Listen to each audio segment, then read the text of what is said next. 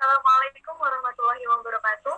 Alhamdulillahirabbil alamin. Assalatu wassalamu ala asrofil anbiya'i wal mursalin sayyidina wa maulana Muhammadin wa ala alihi wa sahbihi ajmain. Amma ba'd.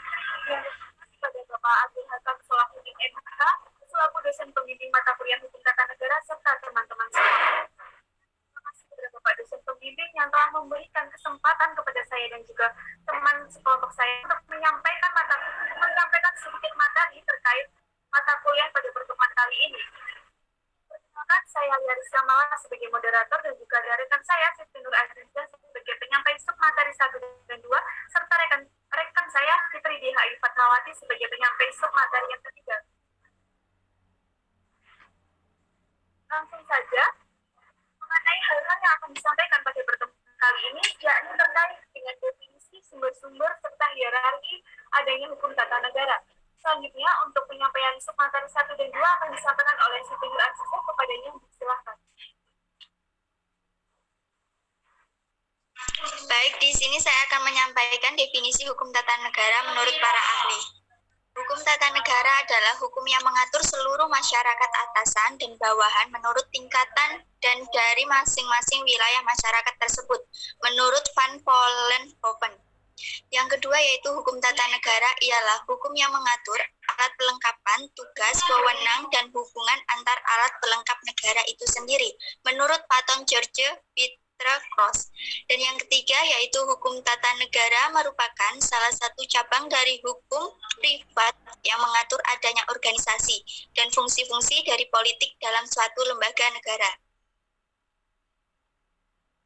Baik, lanjut pada submateri yang kedua yaitu sumber-sumber hukum tata negara yang terbagi menjadi dua, yaitu sumber hukum formil yang merupakan di mana sumber hukumnya dapat dijumpai pada kenyataan atau fakta dari mana hukum itu berlaku atau diambil, seperti UUD 1945, ketetapan MPR, undang-undang, peraturan pemerintah, keputusan presiden, dan peraturan pelaksanaan, konvensi, serta traktat. Dan yang kedua yaitu sumber hukum material, di mana sumber hukum material adalah sumber hukum yang menentukan isi kaidah hukum tata negara, seperti Pancasila, yang sebagaimana dianggap menjadi pandangan hidup masyarakat Indonesia tersebut.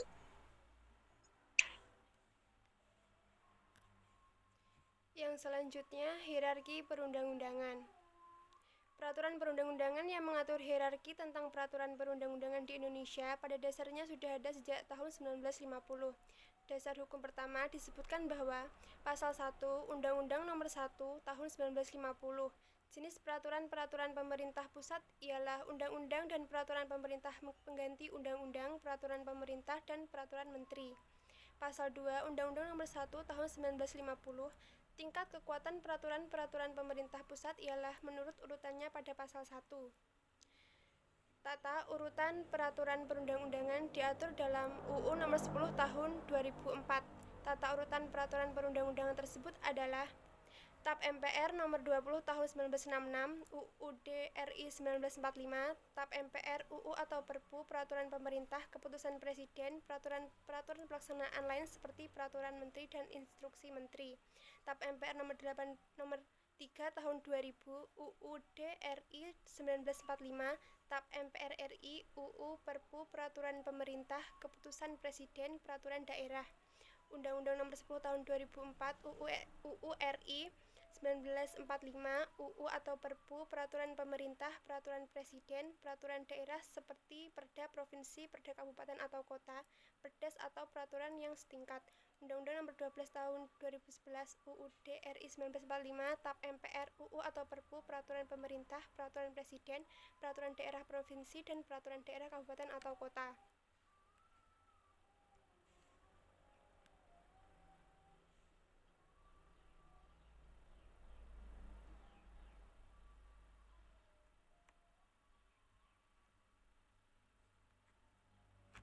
Demikianlah penyampaian pokok bahasan dalam pertemuan kali ini, di mana bisa diambil kesimpulan bahwa terdapat dua sumber hukum tata negara, yakni terdapat sumber hukum formil dan juga sumber hukum material. Selain itu, di Indonesia sendiri juga sudah mengalami yang namanya perubahan hierarki perundang-undangan berdasarkan klasifikasi yang telah dijelaskan. Ignorantia ex judicatur non juris et pax tetapi tidak demikian akan hanya ketidaktahuan dengan hukum. Sekian dari kelompok